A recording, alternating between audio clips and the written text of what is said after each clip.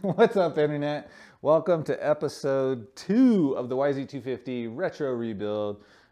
Pretty excited for this one because we're going to start putting it back together. And today's focus is on the swing arm, which is up on the workbench.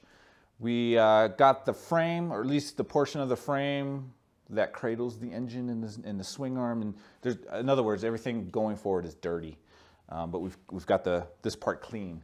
I like to use steel wool, SOS pads. I think there's another brand called Scott Bright, something like, I don't know, whatever. But the steel wool SOS pads, just with some hot soapy water, works really good on aluminum, which the YZ250 frame is all aluminum, to my knowledge. I'm sure somebody way smarter than me has already got their keyboard ready to go and tell me otherwise. But it really shines it up. Nice. You can really see the welds. And then here's the swing arm. So today what we're going to do is there's bearings inside here, there's bearings in here, and there's also bearings in this piece of the shock linkage. So this is where your shock is going to bolt up. There's another piece that's not on here right now. But this is part of the shock linkage, so there's bearings in here as well. And I can tell you right now, they don't feel so great. You can kind of feel them grinding just a little bit. They're not bad, but they don't feel wonderful. So it's going to be a good thing. We're going to put all new bearings in the swing arm, hopefully get the swing arm back on the frame, and that'll be the first step of reassembly. For the life of me, I couldn't get the inner seals out. And eventually, I just gave up and said, you know what, we're just going to press the bearings from the outside to the inside all the way through, and that'll pop the seals out. All right, so we're at a point now where we're ready to press the bearings out. This is kind of a homemade rig with a vise and some sockets. If you have a bearing tool, that would be awesome, but I don't, so this is how we're going to do it. We've taken out the oil seal thrust washers. And so the only thing that's left inside the swing arm are the actual bearings, and they need to be pressed out. So we've got a 28 millimeter on one side to kind of receive the bearing, and then we've got, I think, a 17, and we've also got a 19 millimeter. Basically, you want a socket that's ever so slightly smaller than the bearing so you can press the bearing through and not hit the swing arm. And so that's what we've got set up here. We're going to take the heat gun, put a little bit of heat on this to make it a little bit easier to press the bearings out. And then we'll have to go through a similar process to press the new bearings back into the swing arm. So that's what we're doing now. Pray for me, please.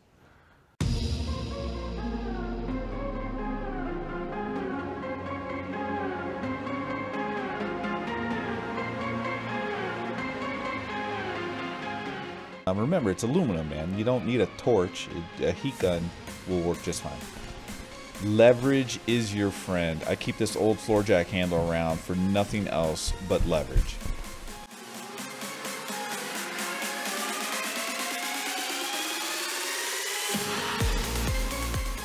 I had to use a couple different sockets. I started with a short socket, and then as I pressed the bearings through the swing arm, I switched to a deep socket, mainly because of the limitation of the vise that I was using and how far the jaws would open.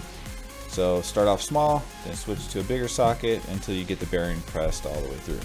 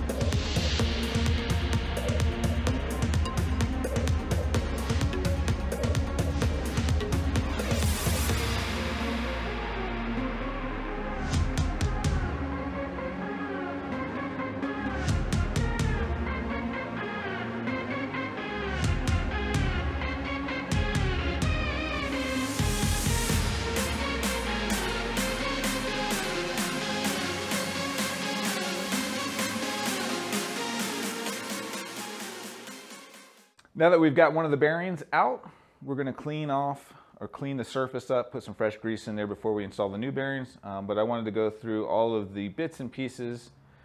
From the left, we're starting with the outside. We've got the oil seal. This is a little spacer that fits inside the oil seal. And then you've got your thrust washers. And then 2 bearings on each side of the swing arm, an inner and an outer. And this collar actually rides inside the bearings. And then this is the inner oil seal, slightly smaller than the outer oil seal. And that's it. So we're gonna go ahead and take out the other side before we install the new bearings. But yeah, that was a big giant pain in the ass. Little did I know that this piece of linkage that I'm holding in my hand was going to be the real giant pain in the ass that would make the swing arm look like child's play, but we'll get to that in a minute. The vise jaws only open so far, so to be able to fit this in with 2 sockets, 1 on each side, pressing both bearings, because there's like one bearing here, then there's a gap, then there's another bearing here, and basically we pushed both bearings out this side, and also the old seals, I could not get them out. So here's the new seal, you just press them in. But the old seals, they just didn't want to come out, so I just said, leave them in there. They'll come out with the bearings when we press them through, so that was a royal pain in the butt. But the new ones went in pretty easily. You can kind of see there's 2 in there, and there's a gap between them. It's like right here, you can see the outer bearing is flush with the swing arm, but the inner bearing, we'll look at this one right here. It's hard to see, it's kind of dark, but it has a depth of 1/4 of an inch, or roughly 6.5 millimeters. And I think that's room for the seal. And then I'm not sure what the extra gap is for, maybe grease, I'm not sure, but anyway. So pay attention to that. If you're gonna install new bearings, here's your gaps right here, your outer versus your inner. Outer is at 0, your inner is 6.5 or 0.26 inches. So now we're ready to go ahead and install the rest of the hardware that comes with the new bearings. This I found interesting. I don't know if you'll be able to make out the text, but essentially what it says is these washers replace your thrust bearing, and the yellow portion is supposed to face outside. So these go in here and they get sandwiched between a pair of washers. That basically replaces these guys here. So you've got your needle thrust bearing and it sits between 2 washers. So those go in here. What else we got? These are the new, I don't know what you call these. What does the manual call them? Collars. So we got the new collars. So the collar will go in, and then our thrust washer combination replacement goes in. And then you've got this like bushing that sits on the outside. But before you do that, the oil seal will go in. So that's it. And then we're done with the swing arm. And then next we'll move on to this portion of the linkage. You got bearings in here and in here.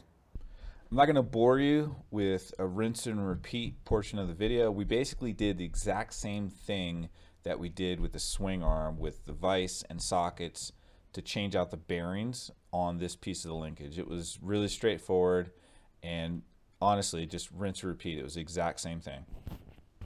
Okay, remember that real giant pain in the ass that made the swing arm look like child's play? Here it is. So the real problem with this piece of the linkage is that in the center, the diameter is actually smaller than the edges where the bearings actually sit. So you can't press the bearings from one side all the way through out to the other, which is what we did with all the other pieces.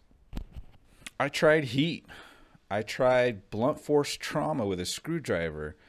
Eventually, I came to the realization that A, the bearings weren't moving, and B, all I was doing was breaking the ends of the races off, which can't be good. But then I started to realize I could take the head of the pivot bolt, which is kind of shaped like a half moon, and I could shove it in there, twist it, it would catch the remaining piece of the bearing race that I didn't break off, and then I could just hammer the shit out of it with a socket and knock it loose. And it actually worked. It was kind of like that half-court basketball shot that you made after 50 attempts and then you could never make it again. Yeah, that's kind of how I got the bearings out of this piece of the linkage. It was nuts, but it worked.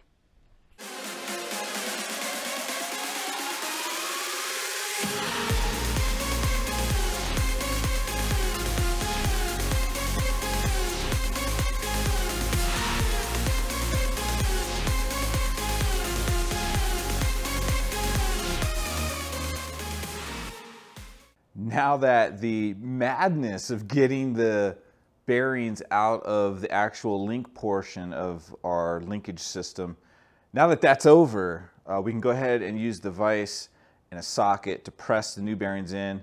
And the very same feature that made it so hard to get the bearings out makes it really easy to push the bearings in. You don't have to measure or anything like that. You just press until they stop, because you literally cannot press them in too far, because the center is a smaller diameter, so the bearing's going to hit that and stop. And that is kind of nice, but I question whether it's worth it. So we've got new bearings and seals and washers and bushings and collars on all of the suspension and linkage pieces. So we're just about ready to put it back on the bike. But I did get a new chain rub plate from Tusk Design Works. Comes with new hardware, new screws and washers, spacers, to take the old one off. And this thing has lasted a long time. This is the original chain rub plate, man. Again, 2011, hundreds of hours on this thing. The original chain rub plate is no joke, man, on the YZ250. It'll last quite a long time, and I mean, it still has hours left in it, but not that many. So we're gonna get rid of it. We're gonna replace it. There's 2 screws on the top and two screws on the bottom, Allen heads, and they're flat, you know, so that they don't catch the chain as the chain is moving across. All right, so we're gonna do that. Then we're gonna clean it up one last time, because we've had our grubby, greasy hands all over it while we've been replacing bearings and whatnot.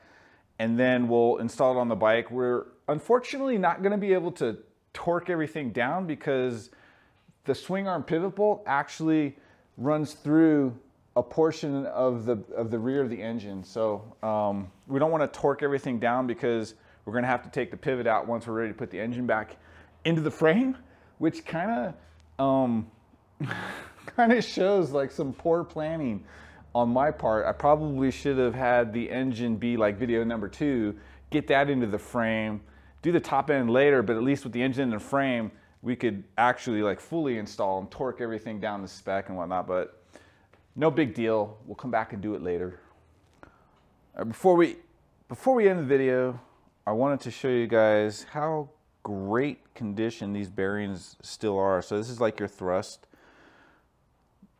This is your thrust washer bearing. And you can see, hopefully you can see, there's still a bunch of grease on these. You can see here's one of the bearings that came out of, where did this thing come out of? I think it came out of the linkage. There you go, camera focus. You can still see there's a bunch of grease that came out with it. So these things still are packed with a lot of grease. There's no rust. There's no real scarring on the bushings. This is the bushing that came out of the link. You can tell because of the length. These are the bushings that come out of the rocker. That's what I like to call it.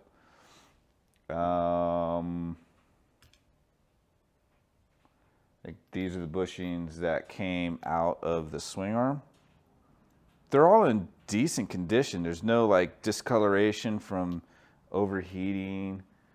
There's no rust. There's no scarring. So you can tell that I've repacked these before.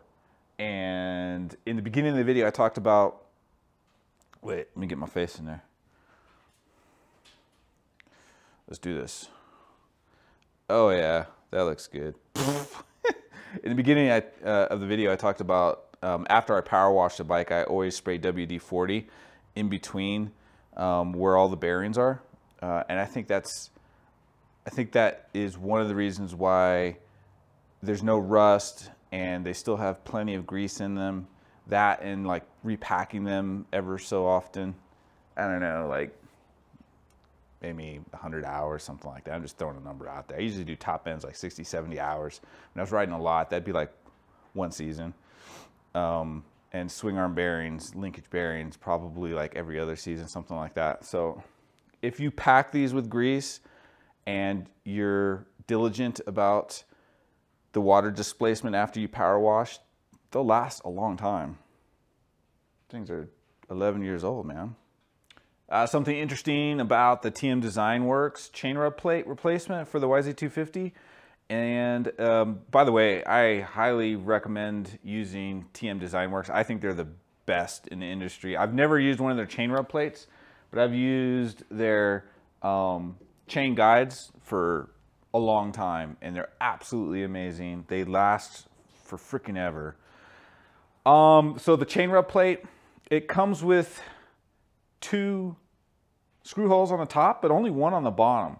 And this is definitely one where you want to pay attention to the instructions, because they actually tell you, they include a screw to plug the hole. I think it's the front hole. Yeah. Yep. So that's the rear hole on the bottom. So this is the top. So you've got 2 holes on the bottom, but they only use the rear one. And so they give you a screw to plug the forward hole. And that's good to do because you don't want anything getting inside the aluminum, inside your swing arm, water, anything like that. Not that, you know, one thing that's cool about aluminum, other than how light it is it doesn't corrode. So that's kind of cool. But they do include a screw. So pay attention to your instructions with the TM Design Works chain rub plate for the YZ250. Because it does only use 3 of the 4 screw holes, but they do give you that other screw to plug the 4th hole that they don't use. And I'm gonna use red Loctite because this is the first time I've replaced a chain rub plate. What's that, 11 years. So I'm not really worried about having to take these off again. All right, that's all I had to say.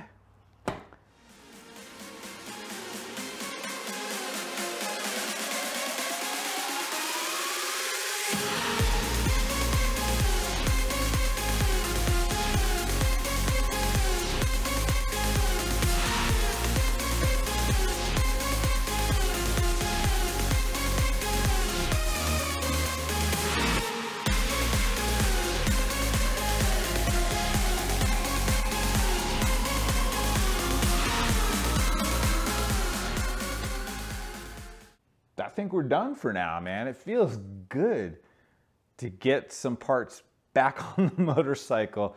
Like I said, we can't torque this down yet. This is the swing arm pivot bolt, or this bolt here, because we're gonna have to slide the swing arm back out of the frame just a little bit in order to squeeze the engine back into the frame. So we're gonna leave those 2 loose, but we're able to torque down the bolt behind this cover here, and then the link bolt down here. That's all good. So yeah, can't wait.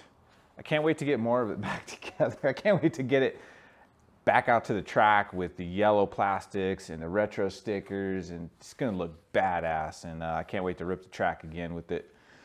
But for now, we got a lot more work to do. So we'll see you in episode 3. This is 2. This is episode 2. We'll see you in episode 3. We're gonna redo the headset bearings. We've already got the bearings and all that, but this video is getting kind of lengthy. I was actually gonna try and do it in this video, but this is like normal, taking longer than I anticipated. All right, guys, keep the rubber side down. We'll see you in the next video, episode 3.